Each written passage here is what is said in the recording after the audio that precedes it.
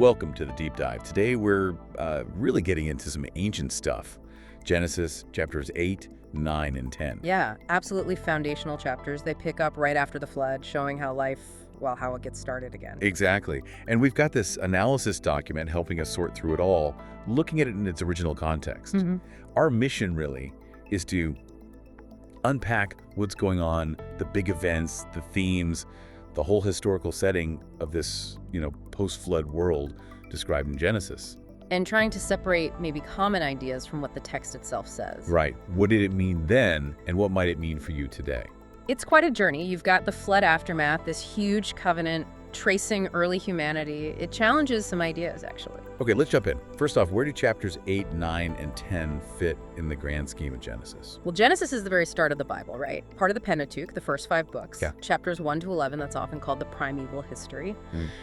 Creation, early humans, the flood itself, which starts back in chapter 6. So 8, 9, and 10 are right after the ark sequence. Directly after. It's the immediate what happens now. Gotcha. The purpose seems to be showing how God preserved life through Noah, how order comes back after all that chaos. Yeah, the reestablishment.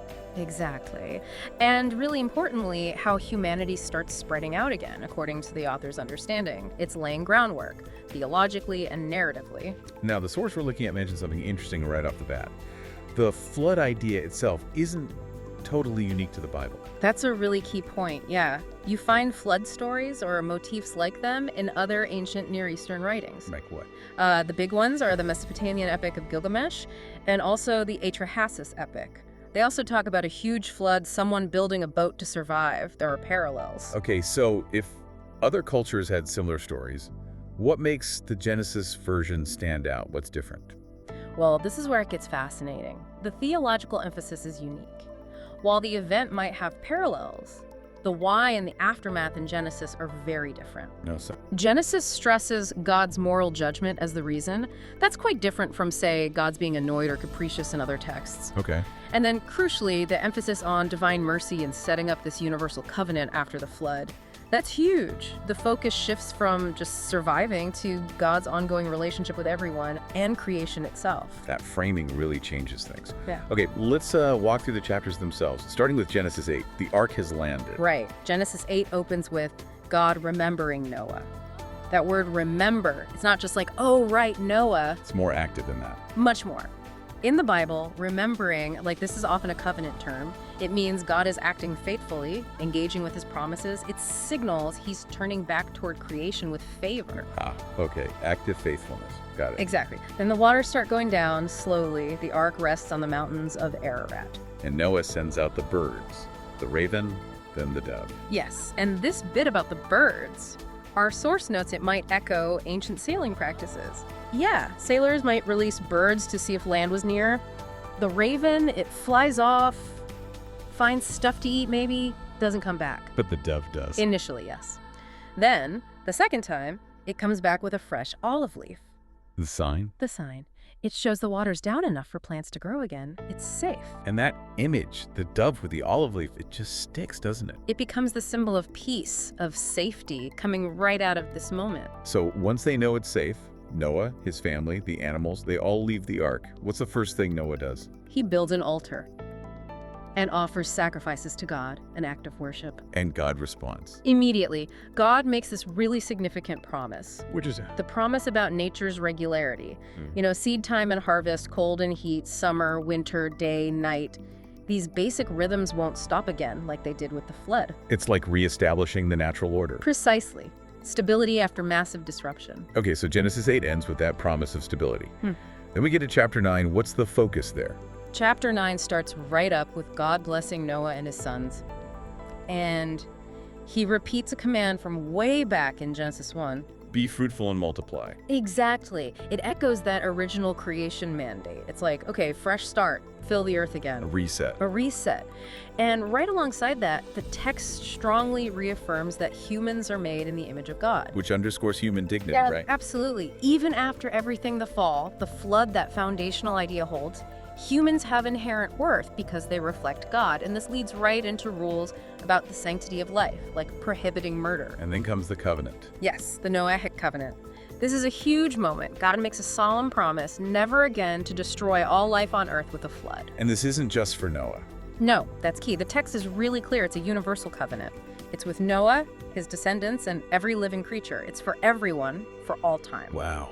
And the sign of this huge universal promise. The rainbow. It's presented as God's sign in the clouds, a visible reminder. Just a natural phenomenon given meaning. Well, yes, but our source points out something interesting about the Hebrew word for bow. It can also mean a weapon, like an archer's bow. Huh.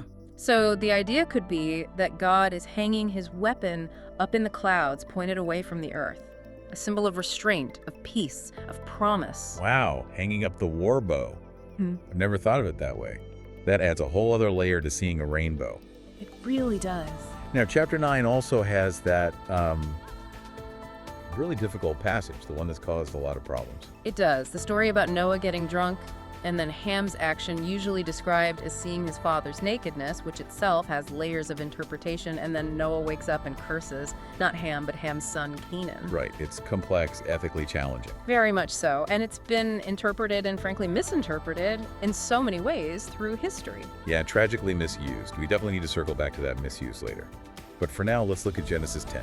It seems like just a long list of names. It does look that way. It's often called the Table of Nations, but our source stresses its function is deeper than just a list. Okay. Think of it less like a modern census and more like a theological map from the viewpoint of the ancient Israelites. A theological map. What does that mean? It traces the descendants of Noah's 3 sons, Shem, Ham, and Japheth. The point is to show how the authors understood the different peoples and regions they knew all came from this single starting point after the flood. So it's explaining the world they knew. Exactly.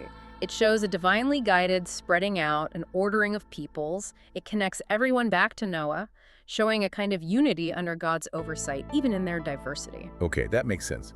Now, this whole area brings up some common ideas people have, maybe myths about these chapters. Let's try and tackle a few. Sounds good. A big one is definitely the idea that the flood was, scientifically global, covering every mountain on the planet simultaneously. But modern scholarship looks at it differently. Often, yes. Many scholars today might view it more symbolically, focusing on the theological message about judgment and renewal. Or they might see it as describing a massive, devastating flood that was regionally all-encompassing from the perspective of the people there, wiping out their known world, their civilization. So total destruction from their vantage point, but maybe not literally every square inch of planet Earth. Right. The text's main focus seems to be God's interaction with humanity and the world they inhabited, rather than giving a precise geological account in modern terms. And that really difficult passage back in Genesis 9 with the curse on Canaan, the misuse there has been horrific. Oh, absolutely tragic. Our source is emphatic about this. The passage was terribly twisted, especially centuries later, to try and justify racism and slavery, particularly against people of African descent. Which is completely unfounded in the text itself. Completely. Modern scholarship is unanimous on this. The curse is specifically on Canaan, one grandson of Ham. It has zero textual basis for creating racial hierarchies or justifying oppression based on skin color or origin. That's a later false imposition onto the text. It's still important to be clear on that. What about the genealogies, the Table of Nations in Genesis 10? Are they meant as, perfect family trees? Probably not in the way we think of exhaustive family trees or historical records today. Our source suggests they're better understood as theological constructs. Meaning their main purpose was to show relationships, origins, and connections within the world as the ancient Israelites understood it. They map out who's related to whom, showing this divinely ordered structure, rather than being a complete, historically precise list by modern standards. Okay, and there's also sometimes confusion about the order. Genesis 10 lists all the nations spreading out, but Genesis 11 tells the Tower of Babel story where languages get confused. Doesn't Babel need to happen before people spread out? That's a logical question based on chronology, but the source suggests the order might be thematic, not strictly chronological. How does that work? Think of it like this. Chapter 10 shows the result, all these different nations and peoples spread across the earth. Then, chapter 11 gives an explanation for why they scattered and couldn't understand each other, the division of languages at Babel. So describe the diverse world first, then explain a key reason for the diversity. Exactly. It makes narrative sense to present the outcome, diversity, and then explain a major factor behind it, language division, even if chronologically, Babel might have contributed to the start of the spreading described in 10. That thematic ordering makes sense for storytelling. Okay, let's dig a bit deeper now into the meaning. What's the ultimate significance theologically of God promising never to flood the whole earth again? Oh, it's huge. Our source frames it as this foundational moment of divine grace for everyone, for all humanity, all life. God is setting a limit on that kind of judgment. It establishes a new basis for God's relationship with the entire creation. And the Noahic covenant itself, how should we grasp that? As we said, it's seen as universal, a covenant of grace. It's God's commitment. Unlike some later covenants that have conditions for people, this one is God's unilateral promise. I will maintain the world. I won't destroy it this way again. It's pure promise and commitment from God. What about the difficult Canaan passage? If we set aside the awful misuse for a second, is there theological significance within the narrative? Well, it's still really complex. Within the story itself, it does seem to raise questions about, morality, the consequences of actions, maybe how choices can ripple through generations. It's part of the Bible's very honest look at human brokenness, even after a new start. And Genesis 10, the Table of Nations, beyond just listing peoples, what's its theological point about diversity? From the perspective of the ancient writers, it seems to present ethnic and national diversity as part of God's plan, divinely ordered. It's not just random chaos out there. There's a structure, an origin, linking all these peoples back to Noah and ultimately to God's design. So if we had to boil down the core theological takeaways from these 3 chapters, Our source points to a few big ones. First, human life remains sacred, grounded in the image of God, even post-flood. Second, God's commitment to creation is reaffirmed powerfully. Mercy follows judgment, shown through the covenant and the promise of natural stability. Third, diversity is presented as divinely ordered. And fourth, the tough stories like Canaan prompt ongoing reflection about morality and consequences. now think about the original folks hearing this, the ancient Israelites. What were the writers trying to get across to them? Well, a major goal seems to be showing God as both judge and redeemer. The flood shows God's justice against wickedness, but the covenant with Noah immediately shows God's incredible mercy and faithfulness to preserve life. Balancing justice and mercy. Exactly. And the Table of Nations, Genesis 10, how would they have heard that? For them, it would have served a really important purpose, both theologically and for their own identity. It explained where all the surrounding nations came from God's perspective. Right. It placed Israel within that picture, showing their connection back to Noah through Shem, legitimizing their place in the world. It was like their God-given map of humanity. A theological map, showing God's sovereignty over history and all peoples. Okay, let's fast forward to today. How do modern scholars generally approach these chapters now? Well, as we discussed with the flood story, many focus on the powerful theological message about judgment, grace, and a new beginning, interpreting the scale symbolically or as a catastrophic regional event within its ancient context, rather than a literalistic global geology report. And the Noahic covenant, still seen as central. Oh, absolutely. It's widely seen as this fundamental expression of God's grace for all humanity and all creation, a bedrock promise. And the curse of Canaan. Again, just to be absolutely clear, modern scholarship universally rejects the misuse of that passage for racist ideologies. The focus is on understanding its limited, specific, and complex role within the Genesis narrative itself. And lastly, those genealogies in Genesis 10. Scholars study them more for their narrative function, their symbolism, what they tell us about ancient Israelite worldview and theology, how they structured their understanding of the world and its peoples, rather than treating them as purely objective, exhaustive historical records in a modern library sense.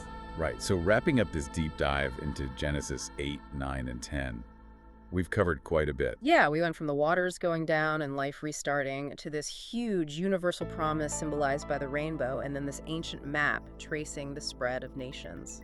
It's a picture of a world renewed, but as that story with Noah and his sons shows, it's still a flawed world. Definitely. But the strong theme is God extending grace, reestablishing order, and remaining committed to creation. And these chapters really introduce some enduring themes, don't they? Yeah. Human responsibility, stewardship, the value and dignity of life because of the image of God. And the reality of human diversity being part of the picture right from this early narrative stage. So here's a final thought for you, the listener, to take away. When you consider these ancient chapters, this whole arc of judgment, then mercy, a universal covenant, this framework for understanding diverse peoples, how does that ancient perspective challenge or maybe affirm your own understanding of where we come from and our place in the big picture? Definitely something to chew on. Thanks so much for joining us for this deep dive.